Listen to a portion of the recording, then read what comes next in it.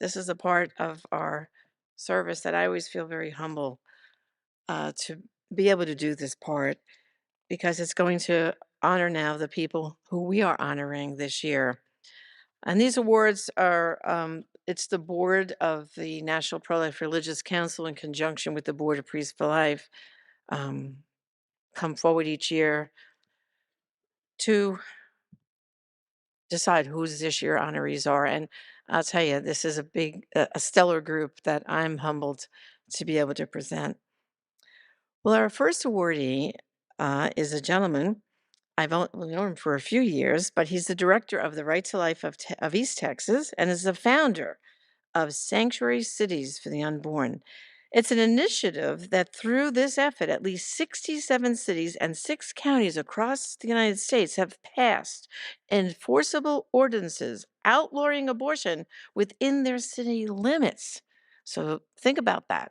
You could go back to your town and get a hold of our honoree and make it happen in your community. He has defended the unborn through legal battles all the way to the Supreme Court. And it is my privilege to present the award right now. And it says, Priests for Life and the National Pro-Life Religious Council hereby present the National Pro-Life Recognition Award to Mark Lee Dickson, founder of Sanctuary Cities for the Unborn, with the gratitude of the entire pro-life movement. Mark Lee, come forward.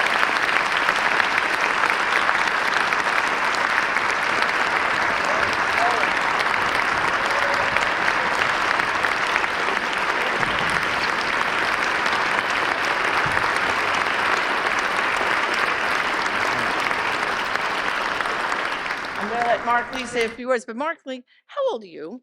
38. See? Okay, look at what this guy did. 38 years old, and he came up with this idea, and it's so successful. I want you to leave here today and say, you know what? Tell them your website. Tell them your website, Brooklyn Voice.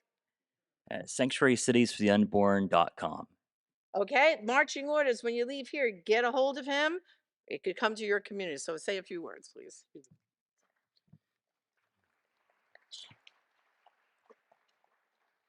Amos 5:15 says to hate evil, to love good, and to establish justice within our city gates. And perhaps the Lord, the God of hosts, be gracious on the remnant of Joseph.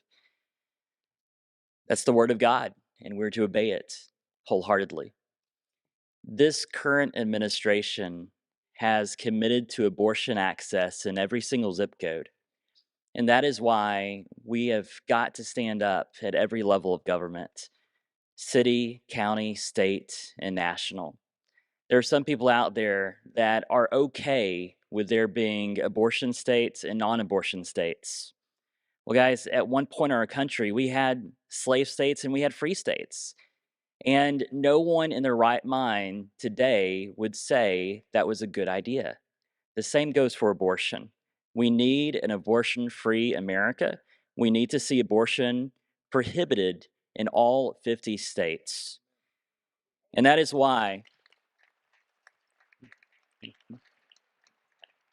we need to get a president in the White House that is actually going to stand for life. And we need a president in the White House who's going to make that place once again a place of life and peace instead of a place of death and destruction. And so, thank you guys so much for the work that you do. We're all in this together, and we will see the end of abortion in all 50 states in America, I pray, in many of our lifetimes. Thank you.